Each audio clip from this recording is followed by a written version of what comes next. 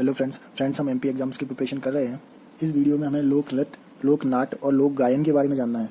Friends आगे कभी confusion ना हो इसलिए हम लोक नृत्य को डांस लिखेंगे, लोक नाट्य को ड्रामा लिखेंगे, नाटक है ये, एंड लोक गायन को सिंगिंग। एमपी का लोक स्टेट लोक नृत्य नाच माच नहीं है। इसका मतलब नाच क्या हुआ, राई, एंड नाटक क्या हुआ, माच। फ्रेंड्स एमपी में 3 रीजन मेनली हम देखते हैं, तो मालवा बीच में है, बुंदेलखंड ऊपर है, बुंदेलखंड यहाँ है, और निमाड़ नीचे है। तो फ्रेंड्स हम इस वीडियो में ट्रिक देखेंगे कौन सा नृत्य, नाट्य और गायन किस क्षेत्र का है। फ्रेंड्स एक ही स्टोरी से तीनों कवर होंगे तो ध्यान से देखना। ये बीच में मालवा है, यहाँ एक आंटी जी खड़ी हुई हैं टेढ़ी कमर करके आंटी जी खड़ी हुई हैं, उनके यहाँ पर मटकी रखी हुई है। तो सबसे पहले हम लोक नृत्य देखेंगे यानी डांस। यहाँ पर ये आंटी जी टेढ़ी खड़ी हैं यानी आड़ी खड़ी हैं, आड़ा खड़ा। ये आंटी जी आड़ी खड़ी हैं तो आड़ा खड़ा नाच, और इनके कमर पर मटकी रखी हुई है तो मटकी नाच। ये दोनों मालवा के लोक नृत्य हैं।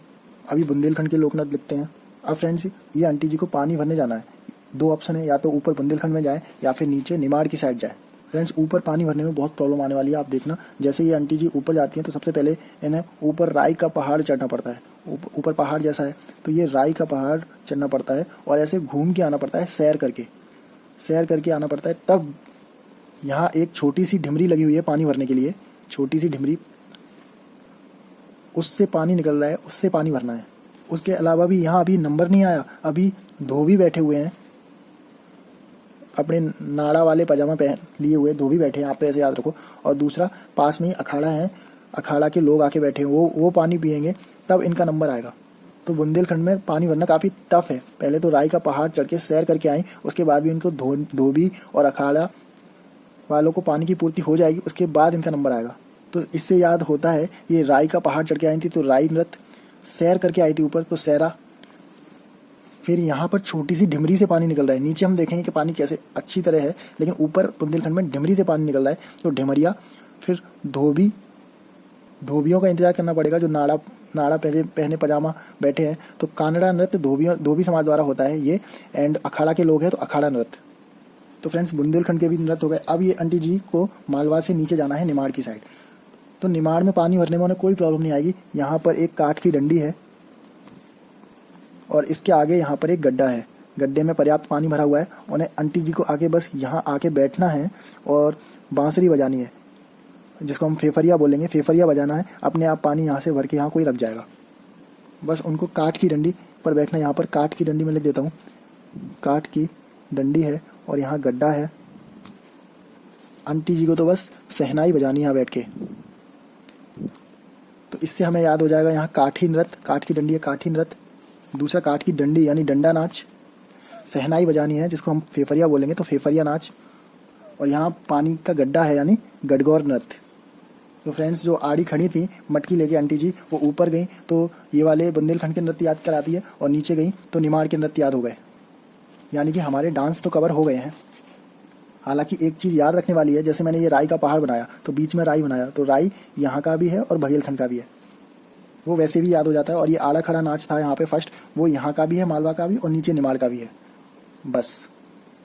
तो फ्रेंड्स बघेलखंड के लोक नृत्य भी यहीं देख लेते हैं। इतनी अच्छी ट्रिक बनाने के बाद जब मैं बघेलखंड की ट्रिक बनाने की सोच रहा था तो कोई दिमाग में ही ट्रिक नहीं आ रही थी। पहले मैं इनके लोक नृत्य लिख देता हूँ, कमाली, दादर, बिरहा एंड कहरा, एंड लास्ट इज कलसा। ये लोक नृत्य हैं। तो हमें ये लास्ट वाले बघेलखंड के याद नहीं आ रहे थे, ट्रिक नहीं बन रही थी। तो हम अपने घर में बाहर गेट के पास खड़े हुए थे, बिल्कुल दिमाग खराब था, ट्रिक नहीं बन रही थी। तो मैंने सामने वाले घर में देखा तो माली दादा पेड़ों में पानी डाल रहे थे, लेकिन वो हर बार हरे कलसे से पानी डाल रहे थे। मैंने पूछा हरे कलसे से पानी क्यों डाल रहे हैं, तो उन्होंने बोला कि हरे कलसे से डालेंगे तो पेड़ भी हरे होंगे। मैंने कहा क्या यार, एक तो ट्रिक नहीं बन रही है, ऊपर से ऐसी बातें सुन के मेरा दिमाग खराब हो गया। लेकिन माली दादा ने बघेलखंड की नृत्य की ट्रिक बनवा दी। माली दादा हरे कलसे से पानी डाल रहे थे, तो माली से हो गया कमाली, दादा से हो गया दादर, हरे कलसे से यानी बिरहा और कहरा, एंड कलसा मतलब कलसा। ये बघेलखंड के लोक नृत्य हो गए। ये अलग है, इसको हम बॉक्स में बंद कर देते हैं। अब माली दादा ने ट्रिक बनवा दी, इनको छोड़ देते हैं। हम अपनी बेसिक ट्रिक पर वापस आते हैं, जिसकी वजह से हमें बुंदेलखंड और निमाड़ के याद हुए थे। ये आंटी जी अब फ्रेंड्स, अब ये जो आंटी जी हैं पानी भर के वापस आएंगी तो हमें सेकंड वाला डी यानी ड्रामा याद करा देंगे। डी यानी डांस हो चुका है, डी यानी ड्रामा यानी लोक नाट्य कौन से हैं वो कवर करा देंगे। तो सबसे पहले हम देखते हैं मालवा का लोक ड्रामा जो माच है। हमें ये याद रहता है क्योंकि ये स्टेट नाट्य है। अब फ्रेंड्स, ऊपर तो आंटी जी परेशान हो गई, तो आंटी जब ऊपर से वापस आती हैं तो स्वैग में इन लोगों को खरी खोटी सुना के आती हैं क्योंकि बहुत परेशान हो गई। फ्रेंड्स, तीसरे नंबर पर उनका पानी का नंबर आ रहा है। जब ये लौट रही हैं तो स्वैग में खरी खोटी सुना के आती हैं ऊपर से। तो लौटने में हम क्या कर रहे हैं, लोक ड्रामा यानी लोक नाट्य स्वैग में खरी खोटी सुना के आती हैं। इसका मतलब ये है स्वैग लोक नाट स्वांग, जिसको स्वांग बोलते हैं अगर सही से लिखें तो। स्वांग कहाँ का है, बुंदेलखंड का। और इसमें क्या होता है, खरी खोटी सुनाई जाती है। जब हम डिटेल में देखेंगे तो समझ में आ जाएगा। फिलहाल बस इतना ही याद रखो, स्वांग लोकनाट में खरी खोटी सुनाई जाती है। और नीचे के लोकनाट यानी निमाड़ के लोकनाट हैं, एक है गम्मत एंड सेकंड है रासलीला। मतलब नीचे से जब आंटी जी पानी भर के लौटती हैं तो उन्हें कोई गम तो है नहीं। गम्मत मतलब कोई गम नहीं है, आराम से रासलीला देखती हुई, यहाँ पे स्टेज लगा है, रासलीला देखती हुई लौट रही हैं। तो ये दोनों हो गए लोकनाट्य निमाड़ के। लेकिन अभी फ्रेंड्स स्टोरी का क्लाइमैक्स बाकी है, लोक गायन जिससे कवर होंगे। बघेलखंड के लोकनाट्य और लोक गायन बाद में देखेंगे। अभी हम इन तीनों के घर की स्थिति देखते हैं जिससे हमारे थर्ड नंबर यानी सिंगिंग कवर होगा, लोक गायन कवर होगा। तो सबसे पहले हम लोक गायन कवर कर लेते हैं। सबसे ऊपर बुंदेलखंड के लोक गायन, इनके हम घर की स्थिति देख रहे हैं, मतलब लास्ट में घर में क्या स्थिति रहती होगी। बुंदेलखंड में फ्रेंड्स ऊपर हमने देखा पानी की प्रॉब्लम है। स्टोरी से हमें साफ समझ में आ गया ऊपर पानी की प्रॉब्लम है, यानी यहाँ के घर के लोग होते होंगे।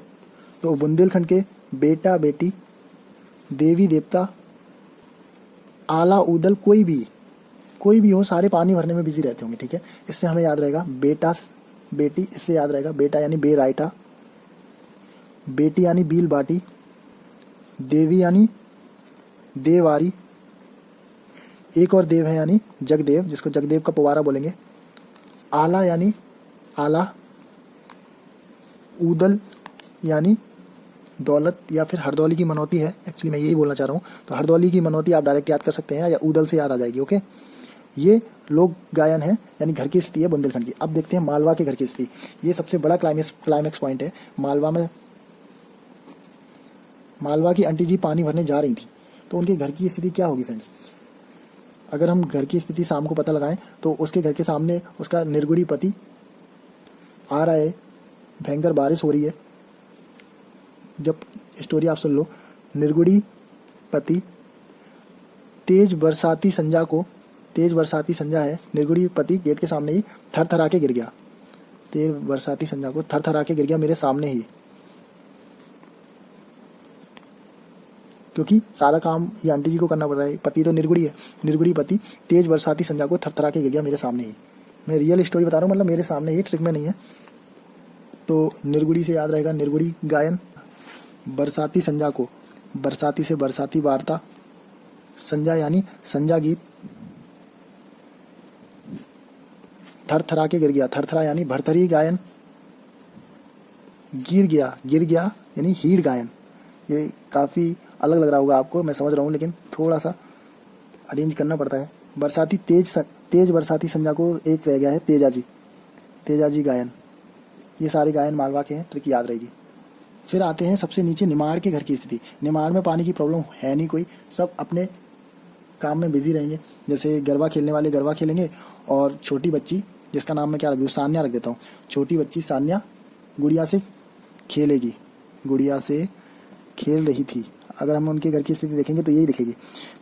मतलब उनके घर की औरतें गरबा खेलने में बिजी हैं और सान्या बच्ची गुड़िया से खेल रही थी। खेल क्या रही थी आप ये समझ लो, कलगी तुर्रा संभाल रही थी। गुड़िया की कलगी तुर्रा संभाल रही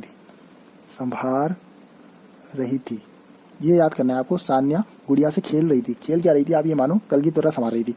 तो इससे याद रहेगा। तो ये गरबा है, गरबा गीत। सान्या बच्ची का नाम है तो मसान्या गुड़िया से खेल रही थी यानी निर्गुड़िया। आपको याद रखना है यहाँ पे, गुड़िया यानी निर्गुड़िया, और ये निर्गुड़िया है, ऊपर था निर्गुणी पति। तो ये दोनों में अंतर है, ये निर्गुड़ी है मालवा वाला, ये निर्गुड़िया। खेल रही थी, खेल क्या रही थी, कलगी तुर्रा संभाल रही थी। तो डेफिनेटली कलगी तुर्रा संभाल रही थी यानी संत सिंगा जी। और वैसे भी संत सिंगा जी मेला आप देखेंगे 2-3 बार आएगा ये संत सिंगा जी, तो आपको ऑटोमेटिक याद हो जाएगा, ये निमाड़ क्षेत्र से रिलेटेड थे।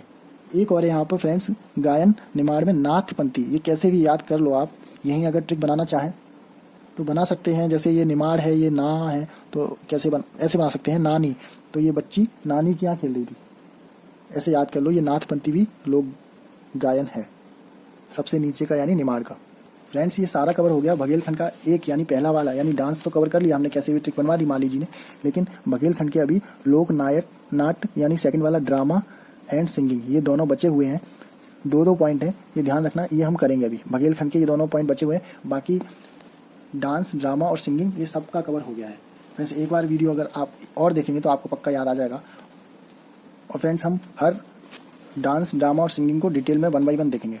थैंक यू फ्रेंड्स, और ऐसे ही देखेंगे, ट्रिक से ही सब कुछ याद हो जाएगा।